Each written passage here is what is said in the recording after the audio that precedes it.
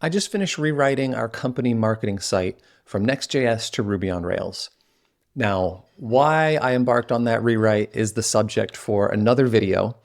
But in this video, what I want to do is just dive into the code and show you what a content site built with Rails can look like. And by content site, I mean all the content is static, but the site itself isn't static. It's a Rails application serving up content. And so we're going to dive in and take a look at our content site. So let's take a look at the site we're going to be digging into. So this is judoscale.com. It's a pretty typical SaaS marketing site. You know, we've got a homepage with a hero section and a screenshot, testimonials, features, all these kind of things that are very, very typical on SaaS marketing sites. We have separate landing pages for each of the platforms we support, each of the languages, and then within those languages, all the various stacks we support in those languages. And then, you know, beyond that, we have our pricing pages, we have our blog and our docs. And then beyond that, we have, I guess, a few non-traditional things. You know, we have this tool that calculates the number of database connections you need. That's super useful. Just recently, we're going to be going to the Rails World conference later this month. So I built this page where, you know, we can meet up with people there and send them a t-shirt. So I wanted to build a form where we could, you know, collect some information and send people a shirt. And that was really easy to do since the site is just a Rails application. And also, I wanted to have a QR code that people could scan. So I just built a QR code generator into our site. Because why not? Because it's useful. And, you know, because it's just a Rails app, we were able to do that. And so that's the site. Now let's dig into the code. We're going to start with the blog and docs because those are the simplest sections and they're very similar. It's all just Markdown driven content pages.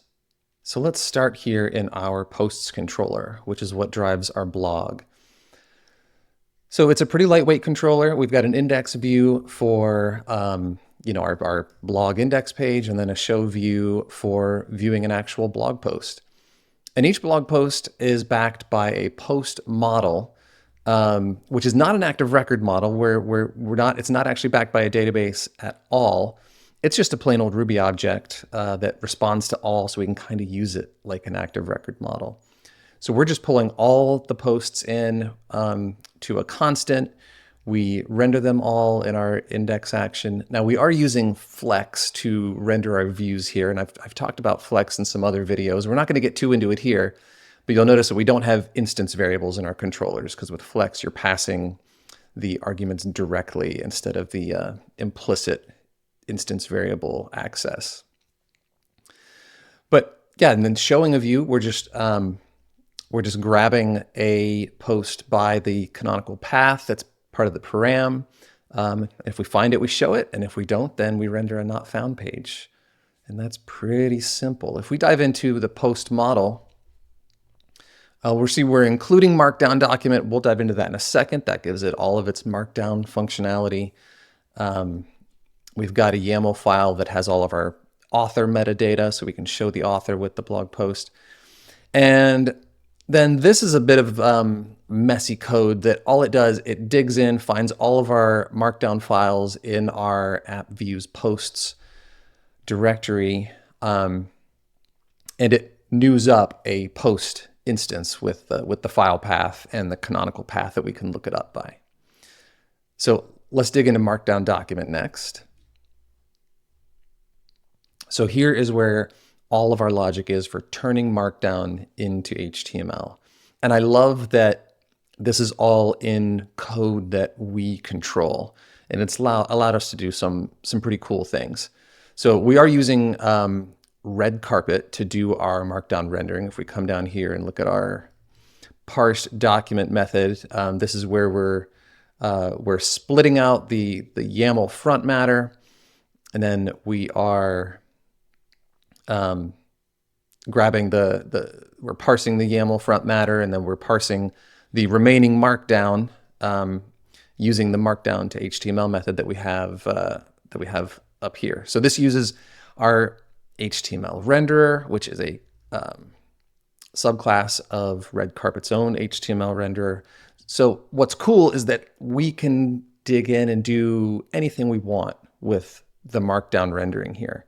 So we're pulling in Smarty Pants, which gives us like fancy quotes and things like that. We're pulling in Rouge, which gives us syntax highlighting. And then we're doing our own stuff. We're overriding the link method so that external links open in a new window. We're overriding the block quote method so that we can get like GitHub style custom alerts or callouts. When we also we overload that to generate like a table of contents or our newsletter sign up form. Having this just in Rails, in code that we control is super helpful because we can just do whatever we want. And I love that. And if we look at our docs, very similar. Very similar to our posts. We've got doc objects, which unsurprisingly look very similar to post objects. We're using a different layout for our docs. We don't actually have an index page for our docs, so we're just redirecting to one of our docs pages. We might change that at some point.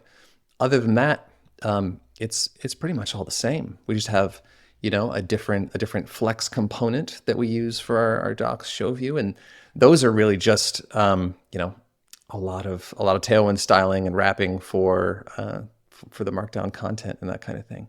And what's great about our blog and docs is that to add a new blog post or to add a new doc, it's just adding a Markdown file. So if we look at one of our blog posts here, all I had to do to add this blog post, I wrote it in Markdown because that's how I like to write content. And I just threw the Markdown file in the posts directory, and there it is. The front matter gets parsed and it gets used for the page metadata and all that.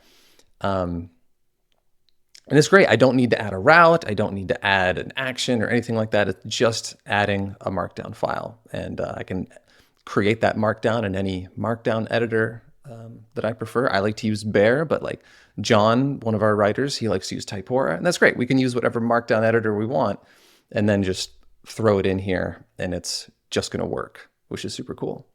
And now we can dive into our landing pages where there's a lot more happening. They're too complex of pages to build with just Markdown. So there's a lot happening there. Let's dive into those. And let's start out peeking at our routes here. So these last two routes in our routes file handle all of our landing pages. So by default, anything you type into the URL bar, if it doesn't match any of our other routes, it's going to come down here and it's going to go to pages show, and our route path is also going to go to pages show. So it's our fallback, and whatever is in the URL path is going to get passed as the page param. So let's look at our pages controller. All right, so we've got this chunk of nastiness up here. All we're doing is we're going through our pages views, which are all flex components, and we're just creating a map that maps the URL path to the corresponding flex component. And now we've got them all whitelisted and mapped so that here we can say, if we find a corresponding page component, we render it. If not, we go to our not found. Pretty simple, right? So let's look at one of those page components. Let's look at pages Ruby. So this is a flex view, which is just a flex component. There's not really much difference between a view and a component in flex. Without going into too much detail with flex, you can kind of see the power of composability that it gives us here. So hero is a flex component, and we're rendering our hero component, but then we're calling all these methods within our hero component. We're giving it a headline, a subheadline, a CTA, and a note. And there's just all these building blocks that make it super easy for us to build more landing pages. And a lot of our landing pages, they're very similar. They all use the same building blocks, just with, some different some different copy, some different marketing copy, and that's pretty much it. And when we need to add a new component or a new landing page, it's just adding a new component. I'll copy an existing component, paste it, make the changes I need to make, and that's it. I don't need to add a route. I don't need to mess with controllers. Super easy, and I love it. And in fact, even our pricing page, which our pricing pages are a bit more complex, even those are just page components. If we look at Heroku pricing, it's just a page. It's in our pages folder. It just has some custom parts to it, right? Like this plans section.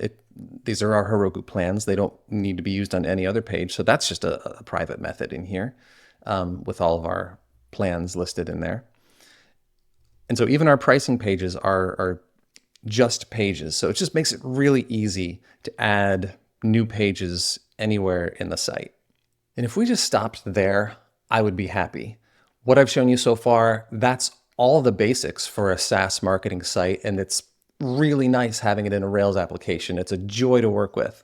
But we've got more. We've got some more traditionally Railsy stuff now, right? Because that t-shirt order form that I showed you, forms are the bread and butter of a Rails application. So let's dive into what that looks like. All right, so as a reminder, here's what this page looks like. We've got some copy at the top and some photos, and then we've got, all these form fields. Really like traditionally Railsy stuff, right? And if we go back, if we hop over to our code, here is the flex view for that. And of course, we're just using form with. We've got a model. Now this actually is an active record model. We did introduce an actual Postgres database for this because why not? It's easy way to collect this information. And then, we're just using our standard Rails form helpers, labels, text fields, all the basic stuff. And when we submit it, if we peek at Friends controller,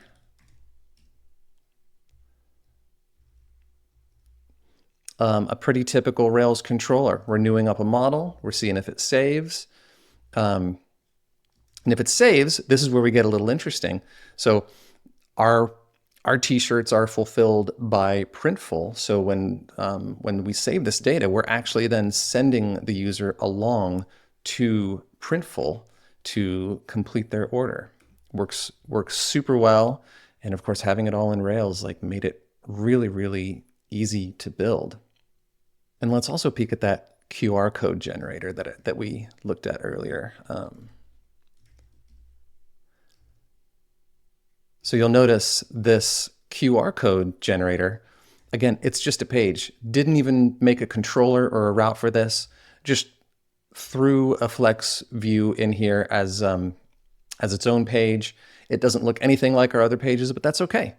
And it's using some standard Rails stuff too. It's also just using a form.